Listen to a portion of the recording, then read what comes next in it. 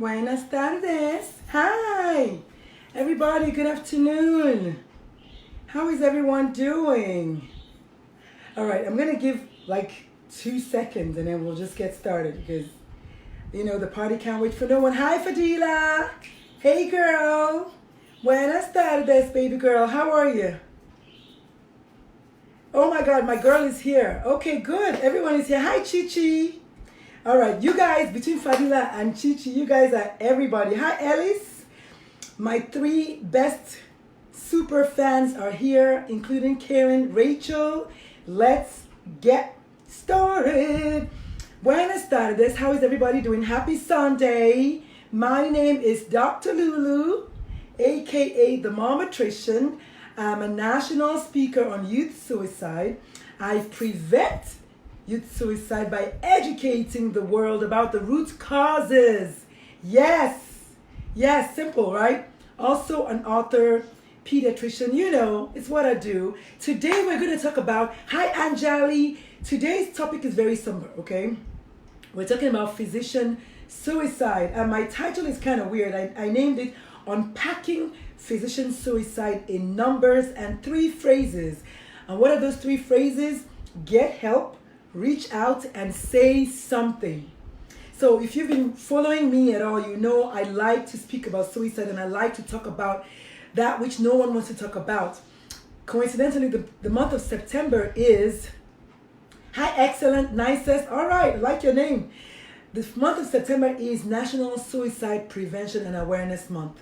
So no better month to talk about suicide than this month, right? I do believe that suicide is everybody's problem. It really shouldn't be for 1 month or even 1 day or even 1 week. Hi, Edna. But we need to talk about suicide. So today, we're talking about physician suicide because September 17th was National Physician Suicide Awareness Day. So I figured this is the first Sunday after that date. Why not talk about it? So sit back, relax, and enjoy the ride. If you're just joining me for the first time, please let me know where you're watching me from. I know a bunch of you are from Nigeria. Anjali, I think, is in India. I'm not sure. But Emeka is in San Antonio with me. Hi, Emeka. Ellis is in New York. Excellent, nicest. I don't know where you're watching me from, but let's talk about physician suicide. Did you know that 400 physicians take their lives every year by suicide? Did you know that? That brings it to about, hi Emeka, that brings it to about 1.1 suicides per day. But if you know me, I always mention that which is unsaid, right? Imagine if all the suicides were being reported. Kristen is from Maryland. Yay, high five, girl. Imagine if all the suicides were being reported. The 5 suicides I know that happened this year, none of them was reported as a suicide, and they were all doctors. So imagine if all the doctor suicides were being reported. Sadly, a co-worker did so last week. What? Emeka, what? Emeka, you need to get on my podcast. I am so sorry to hear this. Oh my goodness. You see why I talk about it? I wish I could get to them before they, Emeka, I am so sorry. Emeka is my boo thing. My brother from another mother. We have to stick together when we're in a foreign land. I am so sorry. Yes, indeed, Chinyere, 400 doctors every year. Physicians have the highest rates of suicide of all professions. White collar, blue collar, red collar, you name it, pink collar. It is an epidemic, like Emeka said. Thank you all so much for participating. This is so true. Indeed, at 400 suicides a year, that's 1.1 per day. So I'm saying that it's probably more like 2 or 3 because many people are not reporting the suicides. Emeka, again, I'm so sorry for your loss. And if you need to talk to someone, holla at your girl. Please, don't hesitate, okay? So we're going to talk about physician suicide and just the numbers and the faces and those 3 phrases, which is get help. Hi, Bridget. Get help, reach out, and say something. Okay, so let's do some numbers. If you know me, I like to unpack numbers. So please, everyone, write it down. Because I'm a pediatrician, I have to mention that suicide is number 2 cause of death in people aged 10 to 34. There are some doctors in that bracket. There are some medical students in that bracket. So people aged 10 to 34, suicide is number 2 only to accidents. So that means that if I wanted to kill myself, I can fake an accident, right? And then you will look at it as an accident and not a suicide. So when I say that the numbers are more, the numbers are more. Kristen says, this is very sad. I just learned of this epidemic recently. Well, you're at the right place. There's an immense amount of pressure placed on physicians. Yes. I'm trying to read. Yes, we're going to talk about that, Kristen. Thank you so much for joining me today. You are at the right place. I will shine light on it. I will. And so real quick, between 1999 and 2017, suicides have gone up 30%. Someone please write it down. Suicides have gone up 30%, 30% since 1999 and the year 2017. Someone please write it down.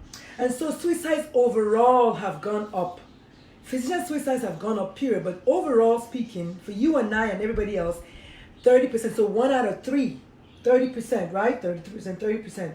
And then, I usually do 40 seconds of silence every time I do one of these talks, because the official WHO report is that there's one suicide every 40 seconds. So for that reason, whether you're ready or not, we're going to do 40 seconds of silence beginning now.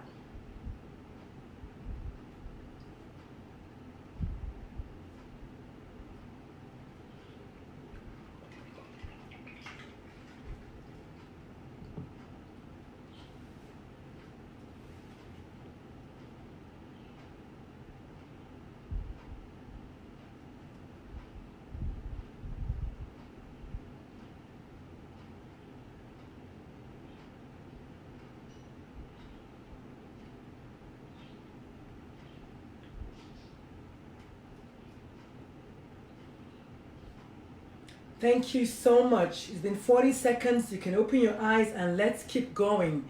Indeed, every 40 seconds, someone dies by suicide. I don't know the number for doctors as far as seconds go, but I do know 1.1 doctors kill themselves every day. And what they say is for every doctor that kills himself, for every doctor that dies by suicide, or dies really, there's about 1 million people that are affected. 1 million in the sense that if my doctor died by suicide, I'm affected. I'm going to tell you, my friend, you're going to tell another person. And so that's how it's 1 million people. What I do know they say is for every suicide period, there are about 3,000 people that are affected. And I was walking in my neighborhood yesterday and I saw a couple of girls, teenagers, and I stopped and talked to them. And I told them that number and they were like, oh my God, because 2 days ago we had another 17-year-old here in San Antonio kill herself. So this is so real. This is so real. A 17-year-old, yes, she killed herself 2 days ago. I don't know her, but I'm affected by it. Y'all don't know her, but y'all are affected because I just told you. So suicide is so bad. Someone please write down for me that 12% of female physicians and 12% of male physicians and 19.5% of female physicians have been diagnosed with depression. I say that because most people don't realize this, but depression really, honestly, is not the number one cause of suicide. Untreated depression in the setting of poor family support, poor physician support, all of those is what leads someone to die by suicide. But generally, depression on its own, most people who are depressed just want to be left alone or they want to get help. They don't really want to die. But when it's untreated, then it's compounded by other factors, then it can lead to suicide. And I say that because those numbers reflect the general population. I was surprised when I saw that 12.5% of the males in the population have been diagnosed with depression, because I believe, as the study showed a few weeks ago, men actually do experience depression a lot more than women, a lot more. We are just more expressive and we are more likely to go get help. But really, men experience it more, and it makes sense, right? Because the population, the society, the world expects them to be macho all the time, non-stop. But I'll tell you that it is actually healthy to experience all the ranges of emotions. Not just machoism, not just too much crying, not just happiness, not joy, not sadness. All ranges of emotions are healthy. And so when men are not allowed to show their emotions in the society. When men are looked down upon for, oh, you are in touch with your feminine self, or oh, you're kind of feminine, or they use these almost derogatory terms, forgetting that women actually are the stronger sex. So when someone is in touch with their feminine side, isn't that kind of like a misnomer? I digress. Okay, but indeed, men do experience depression more. They're just not likely to talk about it more. But that doesn't mean that they don't have it. 54% of suicides do not have mental health illness. So over 50%, depending on what you're looking at, what study, some say 58, some say 54, over 50% of people who die by suicide do not have mental health issues. Remember that. 58% of suicides are by gun. Listen, when you own a gun, please hold on to your gun. If you own a gun, don't say Dr. Lulu told you to get rid of your gun. But I'm telling you right now, 58% of suicides are by gun violence, or because there was a gun in the home. I talked about that last week, called family fire. My first contact with suicide was a classmate, a friend of mine. She used a gun. So when I say that get rid of your guns, I mean it, because in every home that has a gun, there is 8 times more likely to be a fatal incident or serious injury because that gun is in the house. So please write that down. Okay? 24 to 40% per 100,000 is physician suicides in the US. So in other words, the US suicide rate is 13.4, right? 13.4 for the general population. Physicians have 28 to 40 suicides per 100,000 people. So the lower rate of physician suicide is twice the rate of the general population. The lower rate. And yet people come to America to become doctors. People still send their kids to become doctors. I'll have you know that this Chica's kids, none of my kids is going to medical school. I didn't even tell them not to. Because the average Nigerian, family, oh, your child must be a doctor. Except me.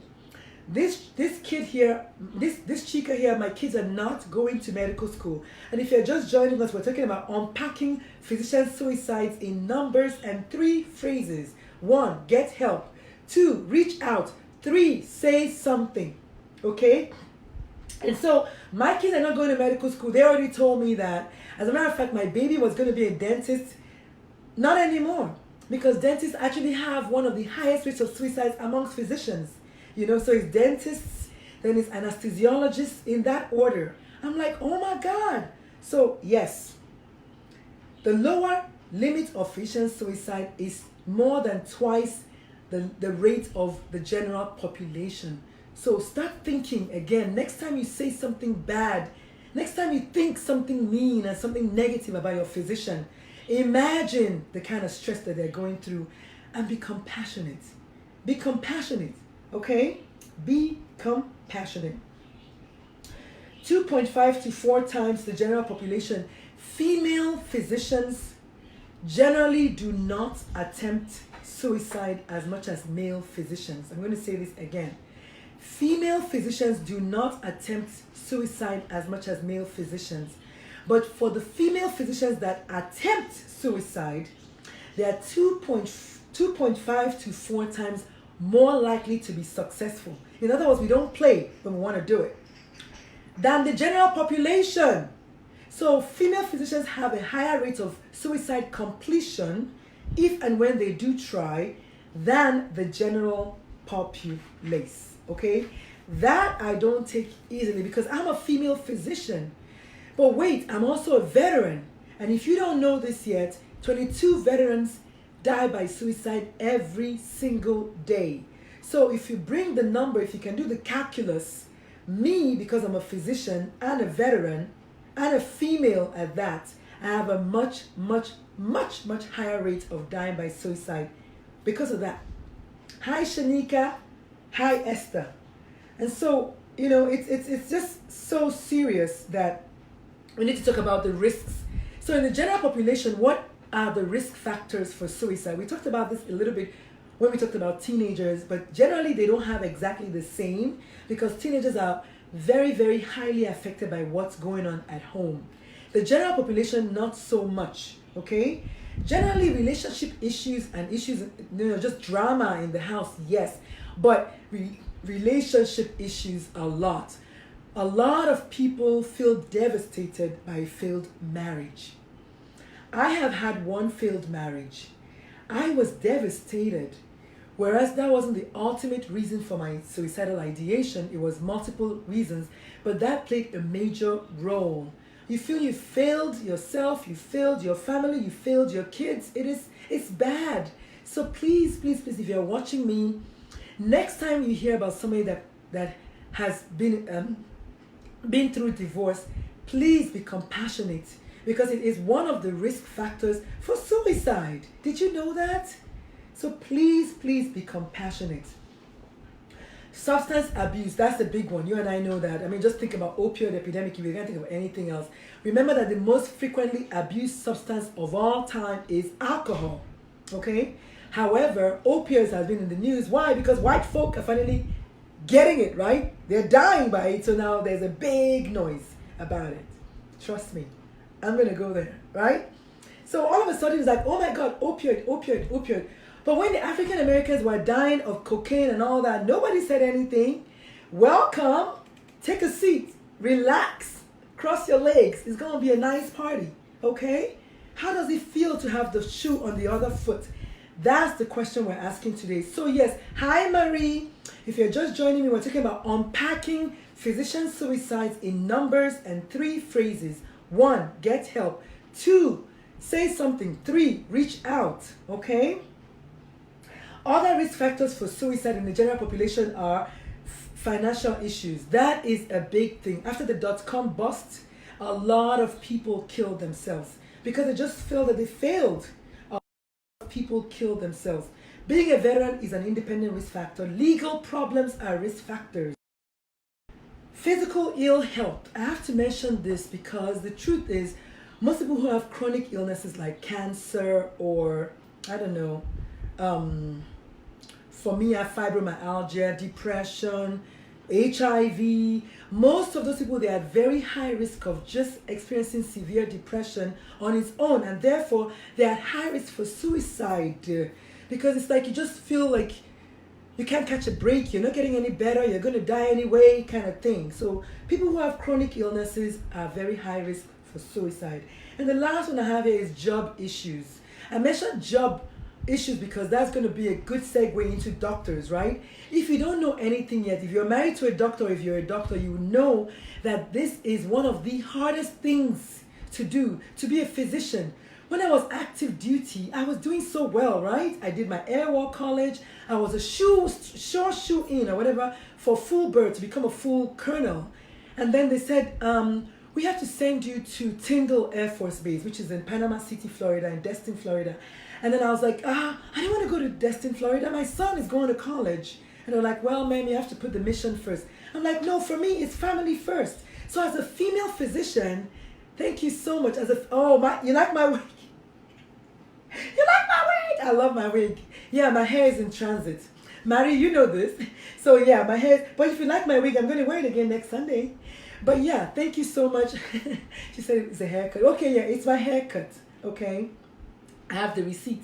But seriously speaking, so just so you have an idea of the stress that it is to be a mother, to be a doctor, to be the breadwinner, to be active duty Air Force, job issues. For me, one of them had to go. I had to quit the military because I could not see myself moving. My oldest son was about to go into college.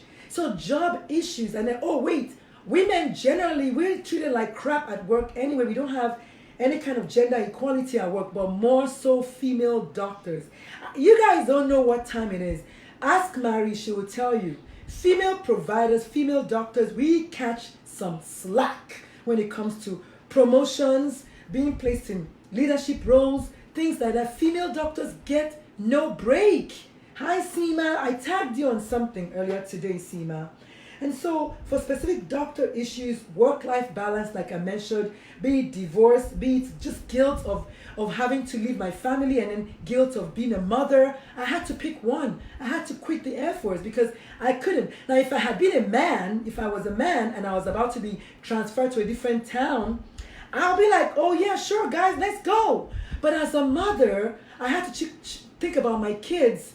Even though I had finished 9 months of intense Air War College remotely, I read and read and read about Churchill and the war in one place and the war in another place and all kinds of revolutionary wars and strategy studies and all those things. I did it. I was so proud of myself. And then they said, okay, we have to send you to Tyndall Air Force Base. And I was like, no, I don't want to go to Tyndall Air Force Base.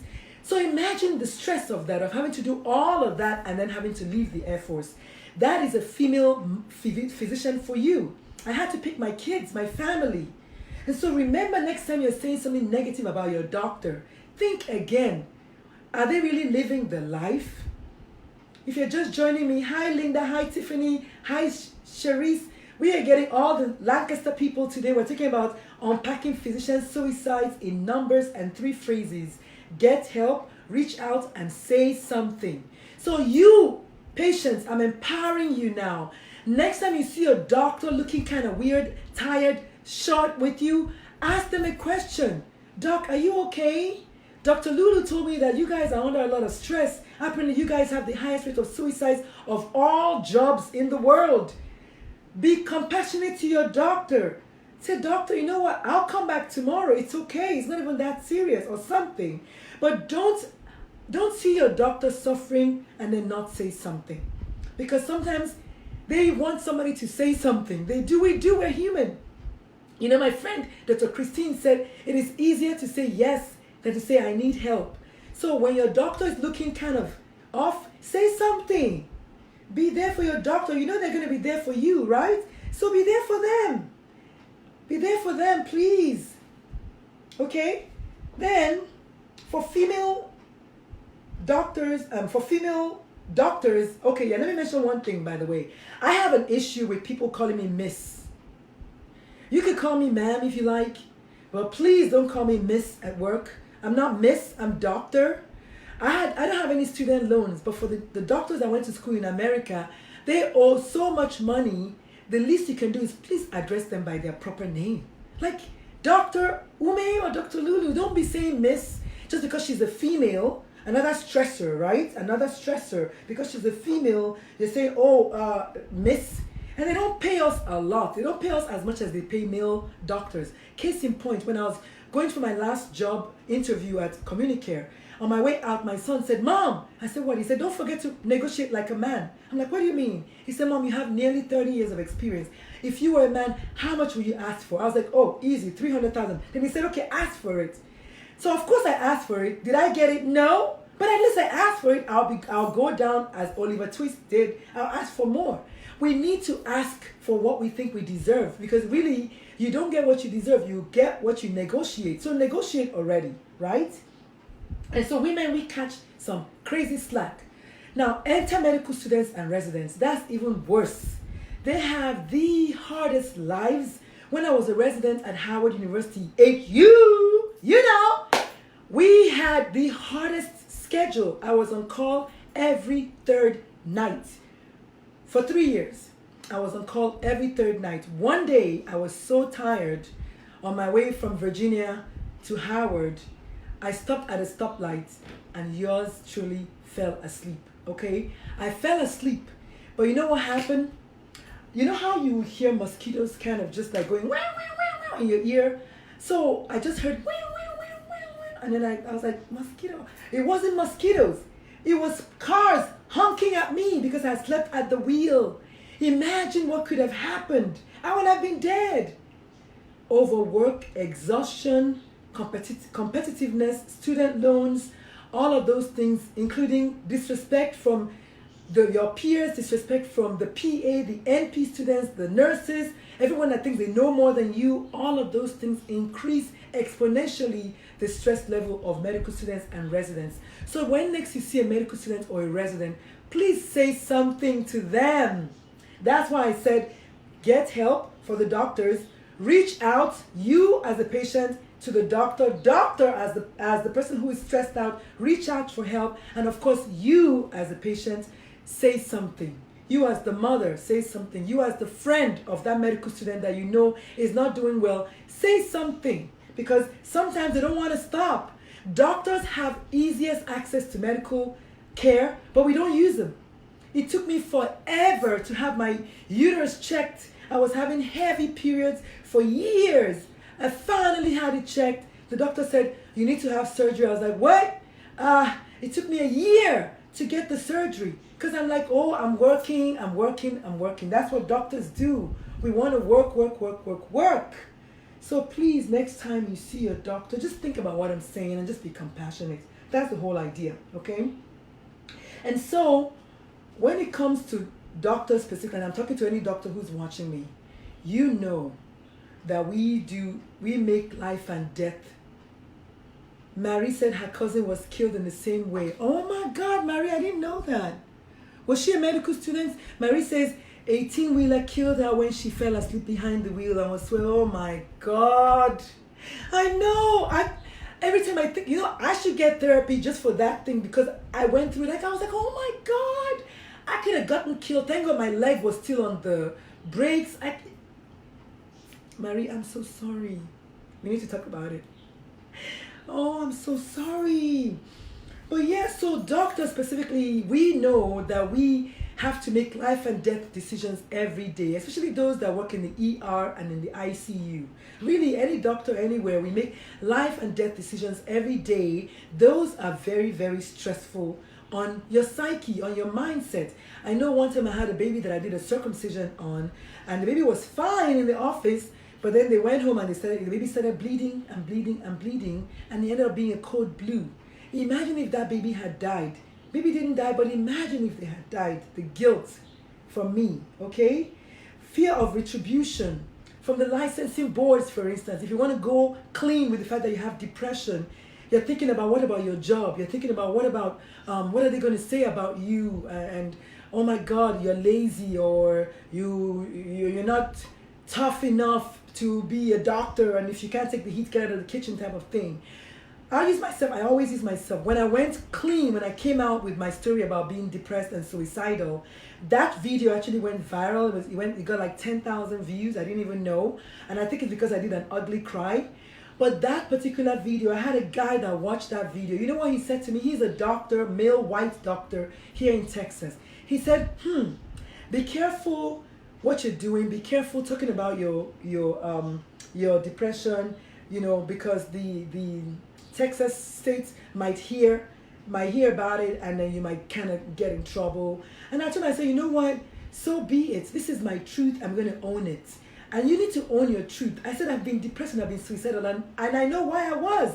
I went through a divorce. I became a single mom. I joined the Air Force. Then I had to file bankruptcy. I sold my practice that I loved so much. That is stress. And it did me in. And judge me if you like. But that was enough for me to become suicidal. And so I said, I don't have any mental illness. I have overwhelmness, And so anyway, needless to say, when the state of Texas heard about it, guess what they did? They invited me to the Capitol, to Austin, Texas, to go and testify and talk about mental illness in minorities, which is what I do. So you never know where your truth can take you. So I say, own it, All right. Then doctors, we overwork, and we talked about that already. Lack of medical care, we talked about that already. Guilt from feeling that your co-workers are doing the work while you're not there. We have this major, major guilt. So again, if you're watching me, hi Kenneth Ockham, hi Whitney, hi Gail.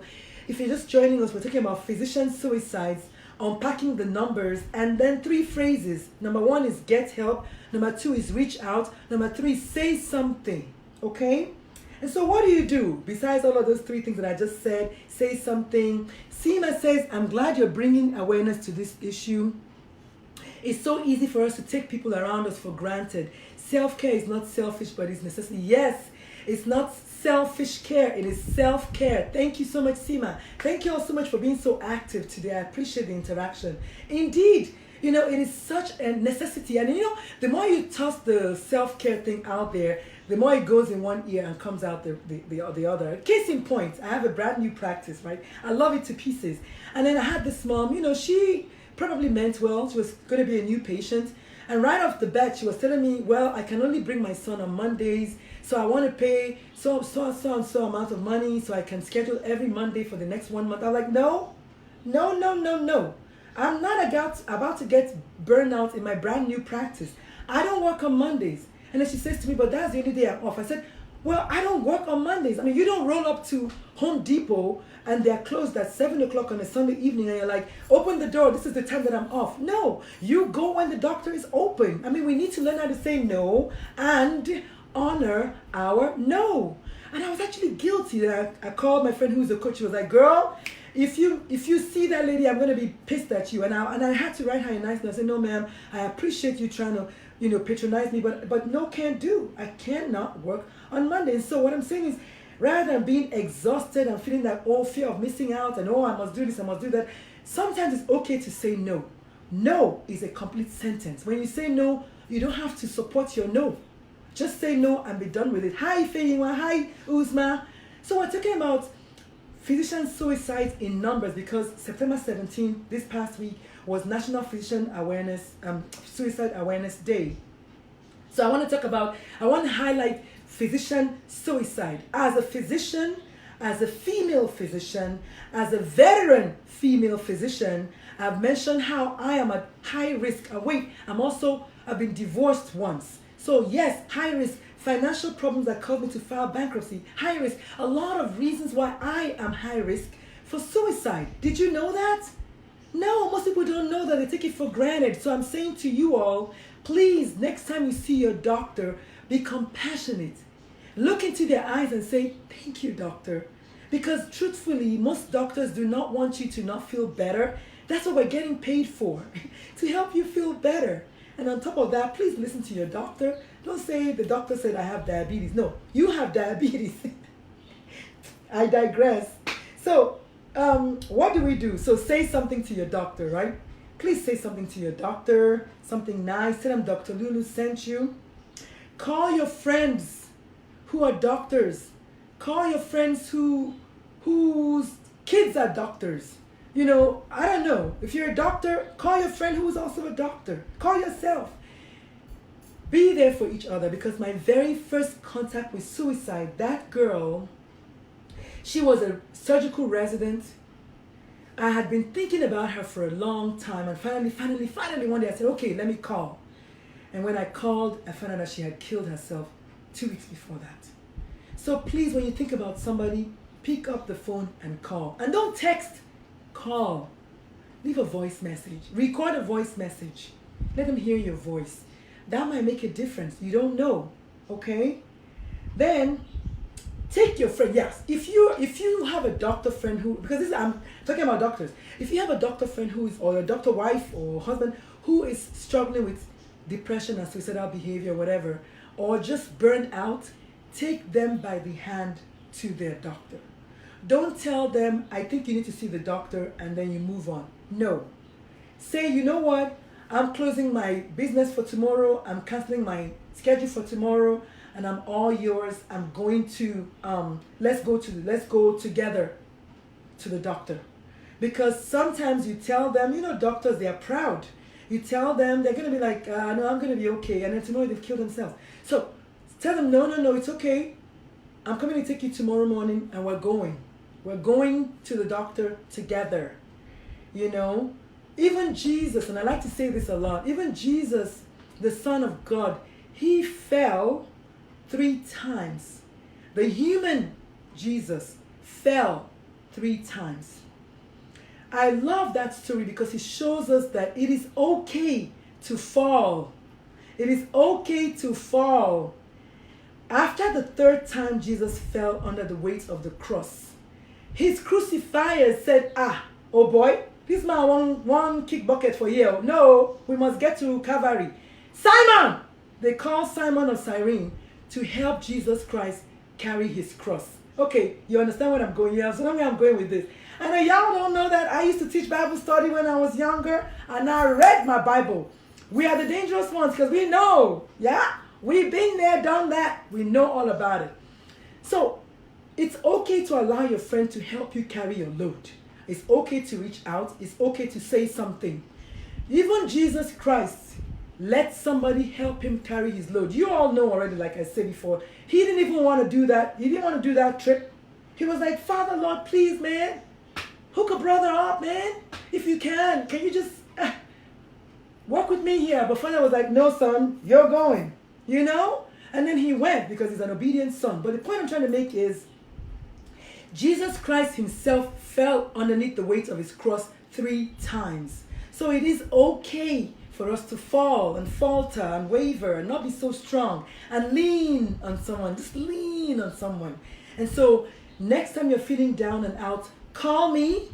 Just call me. Call somebody and let somebody walk with you to the glory room. Go with them to the doctor. If you're the one that found them, go with them to the doctor.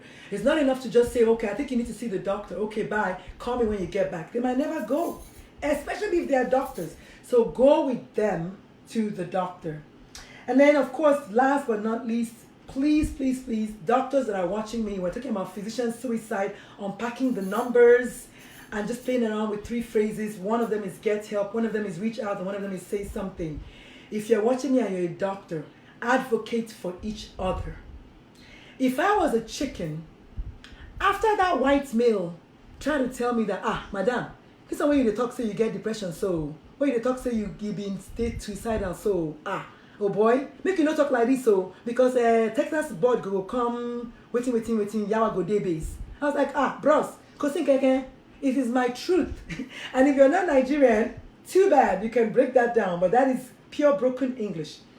But it's my truth. My truth was I was dealing with burnout. I was dealing with depression. I was dealing with that. I needed to get out, get away, because it was too much for me. And that's why sometimes I say, if Jesus Christ lived in today's world, he'll be diagnosed with depression. You know why I say that? From time to time, what did Jesus do? Get in the boat and go to a quiet place. That's called self-care, okay? He was like, no. I gotta go. So please, those Bible toters, I'm one of them. I'm letting you know that it is okay to advocate for each other. When your friend doctor is down, don't snicker and say, oh God, you're not strong enough to be a doctor. What, you can't handle the heat, Don't do that, because you don't know from whence they're coming, and you don't know what it's gonna take. You know what the analogy I always give, this big flask, you can keep pouring water. At one point, it's only going to take 1 drop to tip it over, and it's going to overflow. So don't be too sure that just because somebody looks strong, especially the strong looking ones, especially the strong ones, they are the ones that you need to check out from time to time. Check in on them. Don't believe the hype, okay? So advocate for each other. Take the person to the doctor with you. Call your friends, check in on them, say something to them. Hi, Elizabeth. And that's all I had for y'all today. So remember, September is National Suicide Awareness Month. But because suicide is everybody's problem, I say every month is Suicide Awareness Month. Every day is Suicide Awareness Day, okay? And on top of everything, if you live in San Antonio, join me this coming Sunday. I'm going to be speaking at the Moms Demand Action for Proper Gun Laws and Gun Control here in San Antonio. We're going to be talking about suicide and guns, okay? And a couple of other things happening, a couple of school things. I don't have the dates, so I'll tell you guys later on, but that's what I have. And I think in October, I have a few things happening in October. I'm really excited. But thank you all so much for joining me. So next time you go to see your doctor, what are you going to say? You're going to say, doctor, I see you, I recognize you, I appreciate you and all the work you've done. Hi, Marty. You joined the party late. Just press rewind, okay, and watch it. This was a pretty good one because you're in the medical field also. Marie, you're very welcome, my sister, mi hermana.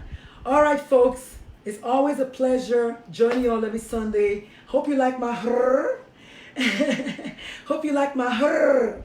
All right, if you have any questions, please holla at your girl. Otherwise, tell your doctor, Dr. Lulu sent you, and she, what's up? I see you, brother. I see you, sister. Emeka, stay tuned. I'm calling you right now. Peace. All right.